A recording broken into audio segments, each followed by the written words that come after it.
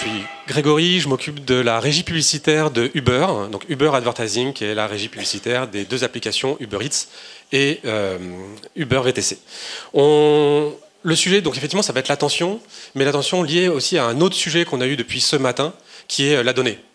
Et donc, si vous l'avez bien compris, parce qu'on parle d'IA avec la donnée à chaque fois en sous-main, mais la donnée, c'est toujours la donnée pourquoi, qu'est-ce qu'on en fait, et donc quel est le cas d'usage, et comment ensuite on va l'utiliser. C'est ce qu'on va essayer de montrer aujourd'hui, c'est vraiment vous montrer comment, dans ce qu'on appelle aujourd'hui le moment marketing, donc le moment propice pour délivrer son message, comment la donnée permet d'apporter justement le bon message à la bonne audience au bon moment. Pourquoi c'est de plus en plus important? Parce que alors, les données varient en fonction de la source, mais aujourd'hui, ce qu'on trouve, c'est qu'on est entre 5000 et 10 000 messages marketing reçus par vous et moi par jour en moyenne.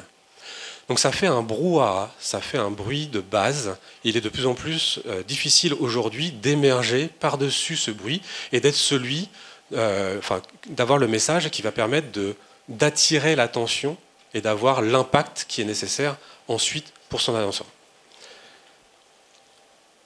Je parlais de données, ça va être donc tout le sujet, et la base de ce qui va être rendu possible par tout ce que je vais vous présenter après, c'est ça. C'est aujourd'hui 2 pools de données pour Uber, de la donnée de mobilité avec Uber VTC, de la donnée d'achat, que ce soit quand vous faites vos courses ou quand vous faites livrer un restaurant.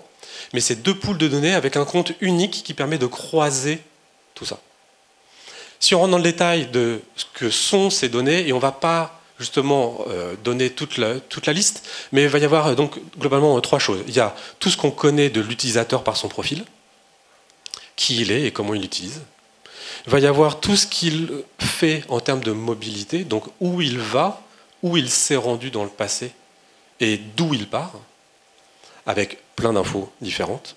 Et puis, comme je le disais aussi, toute la partie données d'achat, côté restaurant, mais aussi côté course. Je reprécise au cas où vous ne seriez pas utilisateur de Uber. Sur Uber, on peut commander son restaurant dans son restaurant préféré, mais on peut aussi commander chez Carrefour, chez Monoprix, et depuis peu chez Picard. Ça peut sauver des soirées.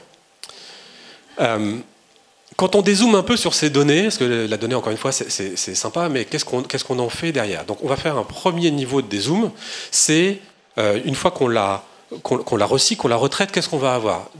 Finalement, 2 types. L'historique, qu'est-ce que vous avez fait dans le passé? Et en temps réel. Ça signifie concrètement qu'on va parler en fait de données comportementales sur l'historique, et je vais vous montrer en quoi ça consiste, et puis du contextuel. 2 exemples.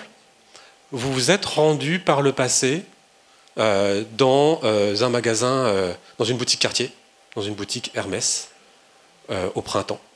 Bien, on va pouvoir savoir, et ce partout dans le monde, on va pouvoir vous mettre dans un segment aujourd'hui qui va être Luxury Shopper. En fait, on sait que vous êtes rendu dans ces boutiques.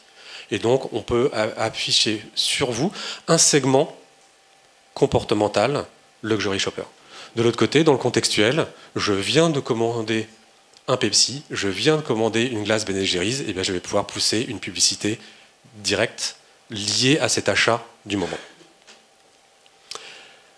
Ce que ça va nous permettre de faire, c'est d'aller finalement bien plus loin que le ciblage socio-démo habituel. Et la façon dont on travaille aujourd'hui, c'est qu'on n'a finalement rien sur l'étagère. Nos clients viennent nous voir, ils nous disent « voilà mon brief, voilà le persona que j'essaie de toucher ». Et sur cette base-là, on va regarder, on a une équipe dédiée qui ne fait que ça, une équipe audience, qui va regarder ce persona et qui va se dire, avec toute la donnée que l'on a, comment on peut traduire ça dans un ciblage qui va être pertinent pour vous. Et on va vous donner plein d'exemples justement de campagnes et de comment on a utilisé cette donnée, quel a été le ciblage final. Mais là, un petit exemple de l'étape intermédiaire qui est, par rapport à cette donnée, qu'est-ce qu'on arrive à déduire de votre persona et de votre audience? Je vous ai donné l'exemple du Luxury Shopper, qui s'est donc rendu dans des boutiques de luxe. On pourrait avoir sur la même thématique le Luxury Traveler, qui s'est rendu dans des aéroports privés, qui s'est rendu dans certains terminaux précis de certains aéroports, dans des palaces, ou le Luxury Lifestyle, qui s'est rendu dans des restaurants étoilés, qui va dans des galeries d'art ou dans certains musées. En tout cas, ce qui est clair, c'est qu'on va pouvoir donc le définir ensemble avec nos clients. Et sur cette base-là, on va rentrer dans le détail de la consommation et de l'usage de cette audience sur notre plateforme. On ne va pas tout détailler là, mais par exemple, des petites surprises. Sur le Luxury Shopper, on constate que contrairement à ce qu'on pensait, ce n'est pas forcément celui qui sort très tard le soir et qui utilise Uber à 2 h du matin, il l'utilise principalement en journée. En revanche, il l'utilise avec son animal de compagnie, avec une surreprésentation du service Uber Pet qu'on n'avait pas forcément anticipé. Et donc maintenant qu'on a vu un peu cette étape intermédiaire, on va regarder concrètement comment ça s'est concrétisé pour un certain nombre de campagnes qu'on a faites avec des clients. La première, à gauche, Equalizer 3, qui, si vous me permettez l'expression, est un film que je qualifierais de badass. Brief initial, homme 15-34 ans, bon, pas très intéressant. On s'est dit, tiens, comment on va pouvoir aller chercher quelqu'un qui en fait est beaucoup plus pertinent que ça pour ce film. Et en fait, il y a bien plus que ça derrière, mais je vous donne quelques exemples de ce targeting. En fait, on va aller prendre des gens qui se rendent, par exemple, dans des salles de musculation. Et qu'en fait, que ce soit un homme ou une femme, n'est plus le sujet. On va aller prendre des gens qui consomment des energy drinks. Et encore une fois, il y avait bien plus derrière, mais pour vous donner une idée. Et là, on a trouvé finalement une audience qui correspond à ce film, bien loin des critères habituels sociodémos qu'on utilise très souvent. Les deux du milieu, elles ont une base en commun, c'est la volonté d'aller travailler un ciblage de touristes. Donc on sait par l'usage de la plateforme où est-ce que le compte a été créé et où les utilisateurs l'utilisent. On va savoir d'où vient le profil et qu'en fait il est en voyage en ce moment en France. Voilà, on a eu cette campagne Dior pendant les Jeux Olympiques qui vient targeter spécifiquement les touristes, ou celle de Visa qui là pareil vient en plus leur pousser un message très clair qui est, en fait ils ont constaté que les touristes avaient une tendance à surutiliser le cash et leur poussaient bien qu'en fait ils n'avaient pas de surcoût à utiliser leur carte bleue. Voilà, on avait même pu détailler de quel pays exactement venaient ces touristes. Et c'est une campagne qu'on refait désormais tous les ans pendant la période juin-septembre du tourisme à Paris. Et puis sur Samsung, là c'était plutôt de l'optimisation. On a fait une campagne avec eux. On regarde un peu les résultats.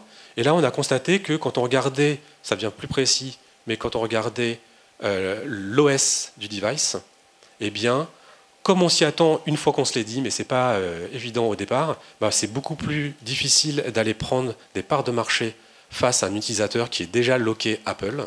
Et donc finalement, faire en deuxième phase un ciblage plus fin en allant travailler uniquement sur les utilisateurs Android, c'est ça qui permet d'améliorer significativement les performances de la campagne. 4 autres exemples. À gauche, il est intéressant parce que justement, il n'y a pas eu de ciblage. Ils ont targeté absolument tout le monde.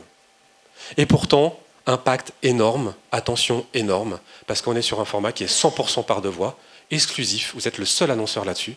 Et donc le BLS qu'on a fait avec Essence Mediacom là-dessus a montré plus 16 points sur la notoriété sur le plus haut des quartiles, donc je connais très bien la marque, 16 points sur une marque Friedan qui est pourtant déjà très très connue pour la pousser à 69 points. La deuxième, Unilever, avec Ben & Jerry's, je reviens des vacances, je veux un moment doux, comme le dit la créa. Et en fait, eh bien, je suis sur mon trajet de retour de mes vacances, j'ai atterri à l'aéroport, je suis revenu en train, et pendant mon trajet retour chez moi, on vient me pousser ce moment pour me dire « et si tu te faisais un petit peu plaisir ?» Sur Lancôme, là on est vraiment sur le shopping, Noël, et si on allait targeter tous les gens qui sont en train de faire leur shopping sur les Champs-Élysées, Place Vendôme, Avenue Montaigne, et on vient, pendant qu'ils sont en train de faire leur shopping, leur dire, en fait, Lancôme, c'est le cadeau dont tu as besoin. Et puis le dernier, Pepsi, un jeu concours, c'était pour les gens qui venaient de commander un Pepsi, et là on leur disait, viens participer à ce jeu concours. Ce jeu concours, il existait aussi en magasin, et notamment chez les KFC et chez Subway. 86% des participants sont arrivés par Uber Eats, parce que justement on était au bon moment et on avait la capacité de les cibler à ce moment-là. Pour aller encore plus loin, quelques chiffres très rapides. Le sujet c'était l'attention, et donc comment on la mesure? Eh bien, nous on la mesure par le temps passé et par l'engagement.